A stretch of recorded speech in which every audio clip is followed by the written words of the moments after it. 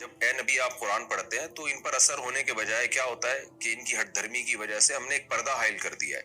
ان کے کانوں میں ہم نے ٹاٹ لگا دی ہیں اور ان کی آنکھوں کو ہم نے سیدھا راستہ دیکھنے سے اندھا کر دیا ہے۔ تو ان کی ضد اور ہٹ دھرمی ہے جس کی وجہ سے حق کو سمجھنے کی صلاحیت ہی ان کے اندر ختم ہو گئی ہے، اور اپنے باپ دادا کی اندھی تقلید میں اپنے بتوں سے اتنی محبت ہو گئی ہے کہ اذا ذکرت ربک فی القرآن وحدہ،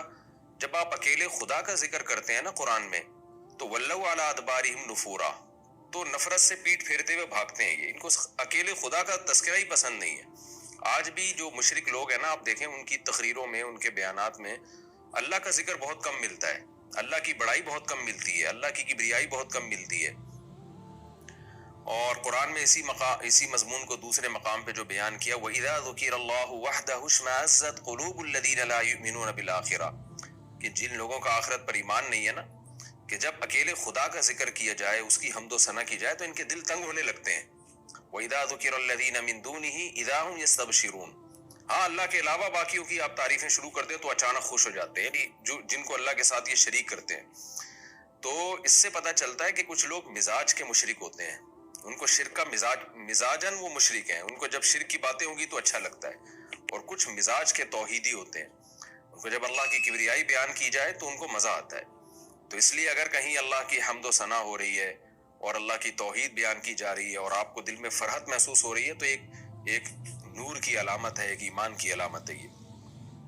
آگے اللہ فرماتے ہیں کہ نحن اعلم بما يستمعون به اذ يستمعون الیک، ہمیں خوب معلوم ہے بما يستمعون به، کس غرض سے یہ لوگ، وہ کون سی غرض ہے جس کے ساتھ یہ سنتے ہیں، یعنی جب آپ آ کے یہ قرآن سنتے ہیں نا آپ کی زبان مبارک سے،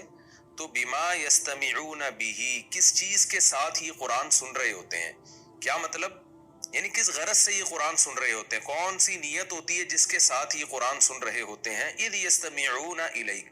جب یہ آپ کی طرف کان لگا کے سن رہے ہوتے ہیں۔ ایک ہوتا ہے سمع یسمع، اس کا معنی سننا، ایک ہے یستمع غور سے سننا،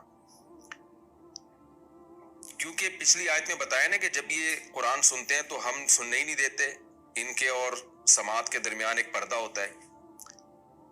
اب سوال پیدا ہوتا ہے بھئی یہ تو بڑے غور سے سن رہے ہوتے ہیں اور اللہ کہہ رہے ہیں سنتے ہی نہیں ہیں، تو اللہ اس میں بتا رہے ہیں کہ یہ سننا الگ طرح کا ہے جس نیت سے یہ سن رہے ہوتے ہیں، اور ہم جو چاہتے ہیں کہ جس نیت سے یہ سنیں وہ سننا الگ ہے۔ ایک ہے اس نیت سے قرآن سننا کہ مجھے ہدایت ملے، مجھے سیدھا راستہ ملے، کہیں بھی حق بات ملے گی میں اس کو فالو کروں گا، یہ والا جو سننا ہے، اس سننے میں اور قرآن کے درمیان ہم پردہ ڈال دیتے ہیں، یہ نہیں سن پاتے یہ۔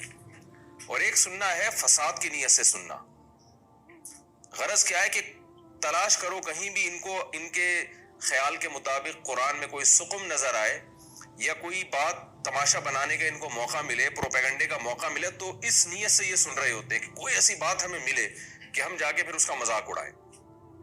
تو نیت ہی ٹھیک نہیں ہوتی۔ اس کی مثال ایسے جیسے جب آپ کو کسی سے نفرت ہو جائے ذاتی طور پر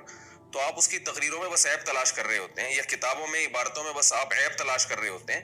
حالانکہ وہ عیب ہوتا نہیں ہے، آپ کو اپنی بدگمانی اور اپنے ٹیڑھے پن کی وجہ سے، اپنے دماغ میں جو آپ کے فطور ہے اس کی وجہ سے آپ کو اس میں عیب نظر آ رہا ہوتا ہے، کیونکہ آپ کو اس سے ذاتی بغض ہو چکا ہوتا ہے۔ جب انسان کو کسی سے ذاتی بغض ہوتا ہے تو بس اس کی ہر چیز بھی اس کو الٹی لگ رہی ہوتی ہے۔ تو اللہ فرماتے ہیں نحن اعلم بما يستمعون به، ہم خوب جانتے ہیں، عالم اس میں تفضیل ہے نا، زیادہ جانتے ہیں، تو اردو میں اس کا ترجمہ ہوگا جو پراپر کہ ہم خوب جانتے ہیں، ہمیں بہت اچھی طرح معلوم ہے،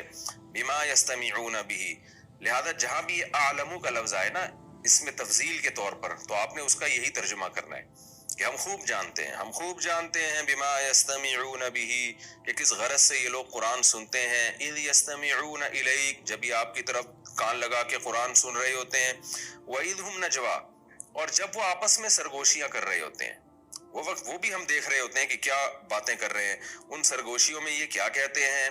اذ یقول الظالمون، جب یہ ظالم لوگ کہتے ہیں، ان تتبعون الا رجلا مسحورا، کیا لوگوں تم ایک ایسے شخص کو فالو کر رہے ہو جو مسحور ہے، جس پر جادو کیا گیا ہے، ساحر جادو کرنے والا، مسحور جس پہ جادو کیا جائے۔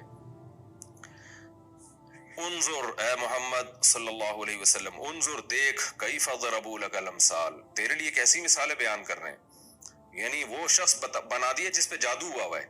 مکہ میں نبی صلی اللہ علیہ وسلم جو لوگوں کو کہہ رہے ہیں کہ تیرے رب نے فیصلہ کیا اللہ کی عبادت ہو، ماں باپ کے ساتھ حسن سلوک ہو، ان کے سامنے شفقت اور رحمت سے اپنے بازوؤں کو جھکانا ہے، رشتہ داروں کو ان کا حق دینا ہے، ناپ تول میں کمی نہیں کرنی، اپنے بچوں کو غربت کے خوف سے قتل نہیں کرنا،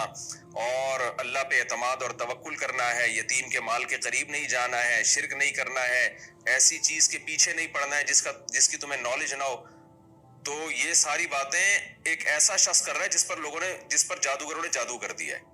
تو کیا عجیب بات کر رہے ہیں، کتنے پاکیزہ مضامین ہیں اس قرآن کے، جس پر جادو ہو جائے اس سے تو بولا نہیں جا رہا ہوتا۔ تو قرآن کہتا ہے انظر اے محمد صلی اللہ علیہ وسلم، دیکھیے کیف ضربوا لک الامثال، آپ کے لیے کیسے مثالیں بیان کر رہے ہیں، فضلوا، پس یہ گمراہ ہو گئے، فلا یستطیعون سبیلا، اب یہ سیدھے راستے کی ان میں استطاعت ہی نہیں ہے۔ الٹی الٹی باتیں اور الٹا سوچ کے نا ان میں ہدایت کی صلاحیت ہی ختم ہو